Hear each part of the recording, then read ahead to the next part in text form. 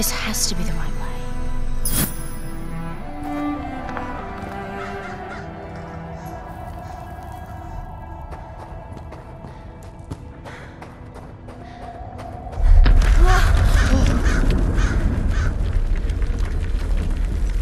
Before we continue, let's stop a moment and take a look at some of the key features of this demo. Much of what you see was built with Quixel Megascan assets, but instead of using the game versions, we used the cinematic versions, which would typically only be used in film. There are around 1 million triangles each, and thanks to virtual texturing, they all use 8K textures as well. Nanite can render an insane number of triangles very quickly. There are over 1 billion triangles of source geometry in each frame that Nanite crunches down losslessly to around 20 million drawn triangles. What does that many triangles look like? This isn't noise. These are the triangles, each a different color. Most are so small that they look like noise. Nanite achieves detail down to the pixel, which means triangles are often the size of pixels. This amount of geometric detail requires shadows to be pixel accurate as well, and Nanite can do that too. Speaking of lighting, all of the lighting in this demo is completely dynamic, with the power of Lumen that even includes multi-bounce global illumination. No light maps, no baking here. Without GI, all of that beautiful lighting is gone. With Lumen enabled, we can move the light and the bounce changes instantly. Okay, let's keep going.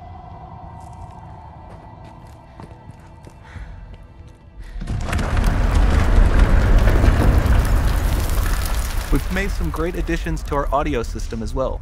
Convolution reverb allows us to measure reverberation characteristics of real spaces, like actual caves that we sampled, and reproduce them in virtual spaces.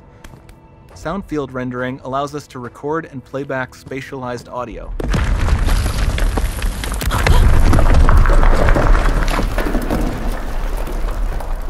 All of this adds up to a more immersive experience.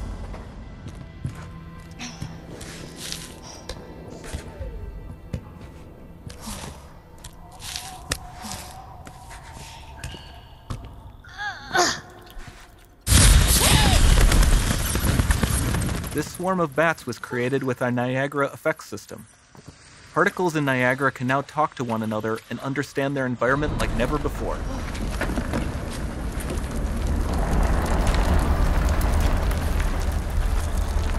We've also added a ton of new functionality to run fluid simulations like you see in the water below.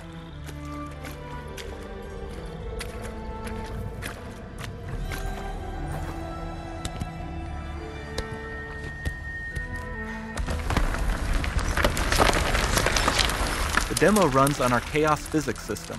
Here we are using it to accurately simulate the rigid bodies of the falling rocks and the cloth of her scarf.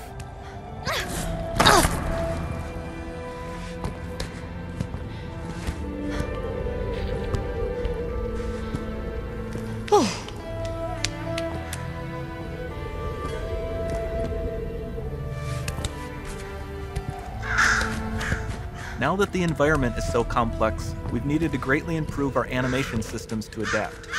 We've added predictive foot placement and motion warping, which dynamically modifies IK and body position to look more natural. For the character to more realistically interact with the environment, we've added the ability to trigger seamless contextual animation events, like her hand on the door. That's promising.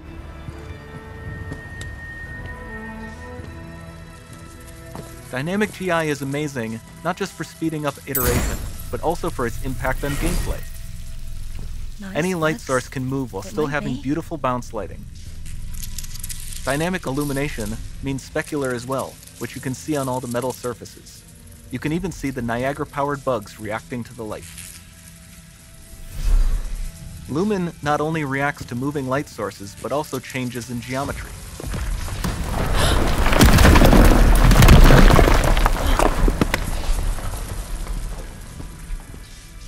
Remember we mentioned high poly assets? This statue was imported directly from ZBrush and is more than 33 million triangles. No baking of normal maps, no authored LODs.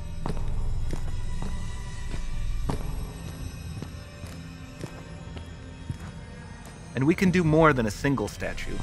There are nearly 500 of that exact statue at the same detail level placed in this room for a total of over 16 billion triangles from statues alone.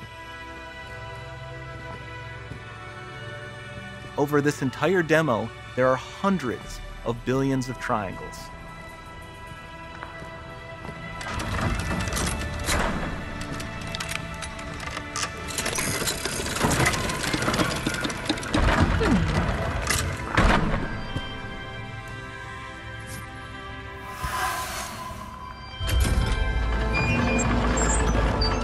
So with Nanite, you have limitless geometry, and with Lumen, you have fully dynamic lighting and global illumination, all running on a PlayStation 5.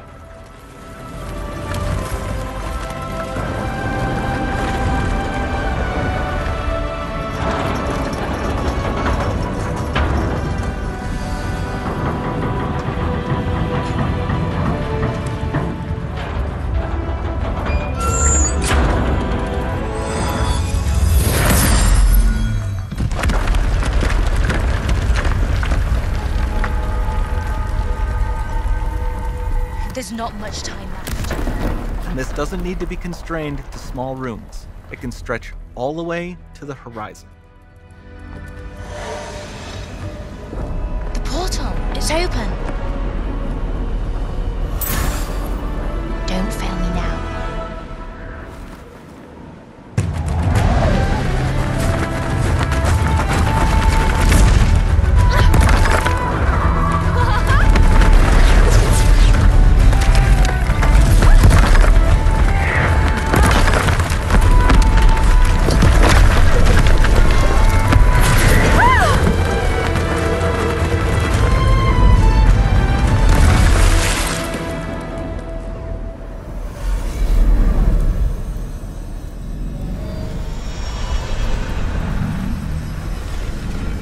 Time to see what's next.